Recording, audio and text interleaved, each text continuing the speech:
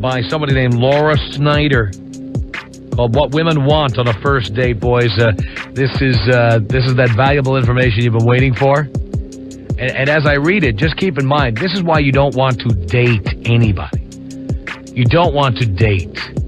As much as possible, you want to reduce the amount of time you spend with a woman before you nail her. Because the more time you spend talking to her, the more reason she finds out not to put out.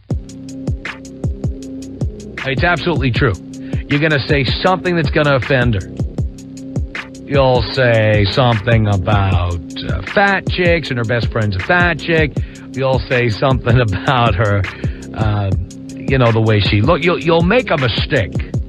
The trick is you want to say as little as possible to her, and you want to listen to her as little as possible. Because this is what women say they want on dates, okay? Listen to this story from the Netscape Network. Ask for it by name. She says, what's the difference between a first date that thrills and one that tanks? Meeting and exceeding her expectations. See, let's start with this. Number one, this is a complete stranger. What right does she have to have any expectations? At all. I'm a blank page who somehow got you to give me your phone number. That's what I am. What are you expecting from me? I'm trying to use my X-ray vision to see your nipples. What were you expecting? Prince Charming to ride in? Forget it. Forget it, sweetheart. I'm as close as you're going to get. Just remember that. The piece goes on about her expectations. Just what are they? Read on for what she really wants from you on your first romantic rendezvous. Hint, it's not a bouquet and a box of chocolates. Well, that'll save you $150 right there. And then she goes through this list of bullet points. And here's one. The center of your attention. That's what she wants to be, the center of your attention. Attention whore, attention whore. That means no checking out the cute waitress or scanning the television behind the bar for the scoreboard.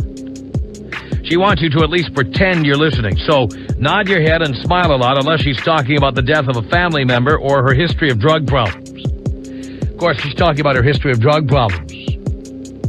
I would do one of two things. Either give her some drugs and get her to start using them, or get up and leave. I really don't want to hear about how you kicked your heroin habit. I don't really care. Okay? Because you probably shared a needle with somebody along the way, and then I don't want to nail you anyway. Okay. Another bullet point. Good conversation. She doesn't want to hear you yammer on the entire night with the full details of your family history or resume. So you should listen to her yammer on, but she shouldn't have to listen to you yammer on. Okay.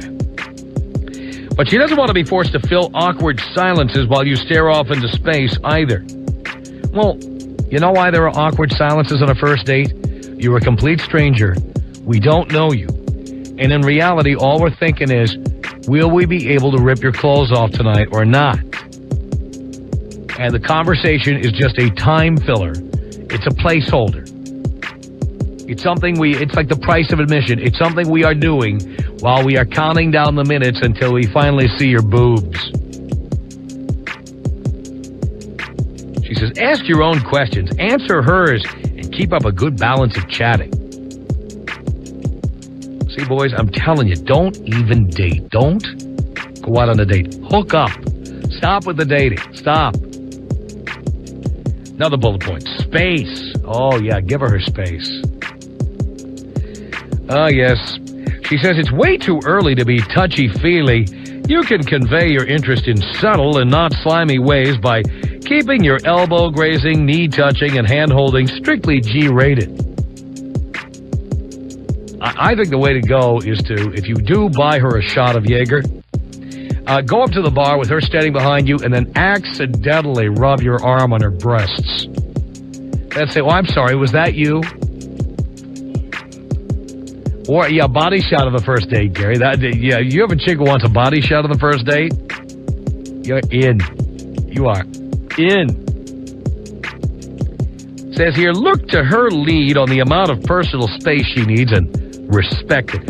Oh, please. Sounds like you're going to a women's liberation meeting. Shut up. Shut up.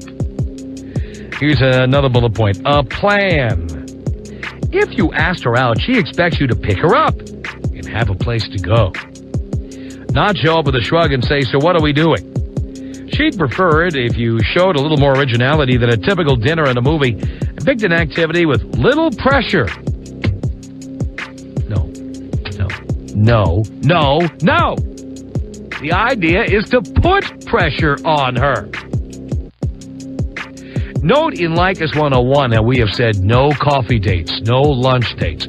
And we saw a story about a dating organization that sets up coffee dates.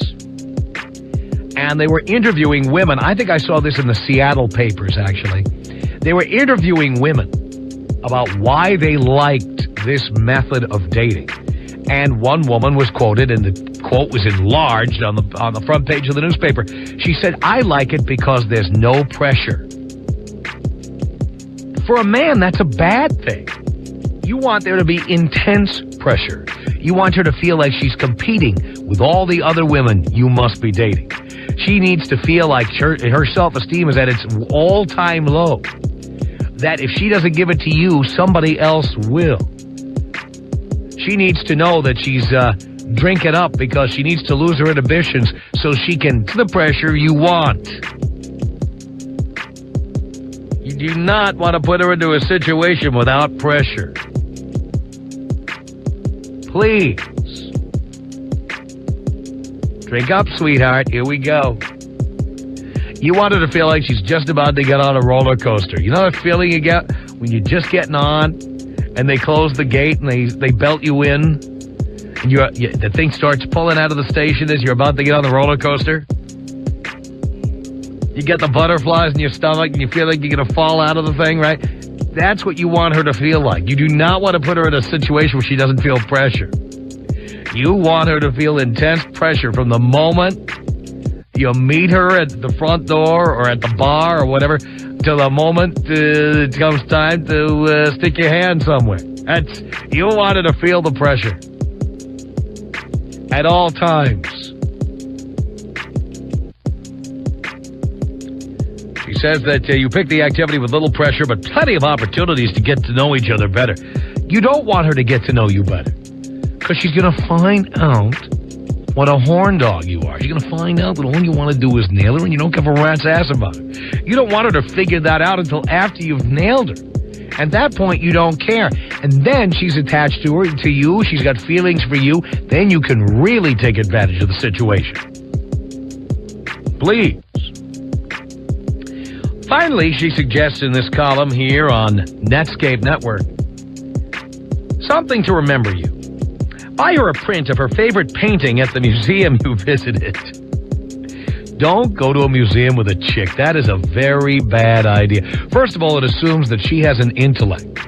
And if she's intelligent enough to appreciate a museum, she's probably too homely for you and probably has a smart-ass mouth to match. Those women who are going to spend all their time telling you how intelligent they are. No museums. Stop it with the museums, the foreign films, anything that indicates intellect. Just stay away from that. And why would you be buying her a print of her favorite painting? Like, blah, blah, blah, blah, blah. Are you really going to remember her favorite painting? You're just trying to nail her ass. Are you really going to pay attention to the fact she likes Renoir? Then stop by the museum store and pick up a print? Holy cow. Are we nailing ass or getting married here? What are we doing? She also suggests a souvenir pint glass at the brewery you toured. You don't have to show up with an armful of roses, but a little token of your time together will keep you on her mind long enough for her to want to say yes when you ask her out again. You know what? Banging her good. Banging her hard. Making her moan and scream. That is what's going to make her want to be asked out by you again. You see, if you do everything that's recommended in this column, Poindexter, that's the category you're going to be in. The friend, the companion. the person to go to museums with. You're not going to be that guy. You're going to be the thoughtful guy, the nice guy, the considerate guy who doesn't put any pressure on her. Do you see the pattern here? Do you understand? That's what Leykis 101 is all about. We're separating you from all of these notions and these singles columns and all the claptrap that people put out in books, the rules, whatever. We are here to go up against all that and tell you that what a woman really wants is for you to talk dirty in her ear, get her out of the bar as fast as you can with the buzz still lingering, and then bang the crap out of her, and then walk out and don't call her for 2 weeks. That's what women respond to. And it may sound like you're being rude or cruel, but you know what? Women get hot when you treat them like that. That's the way you need to treat women. It's Leykis 101.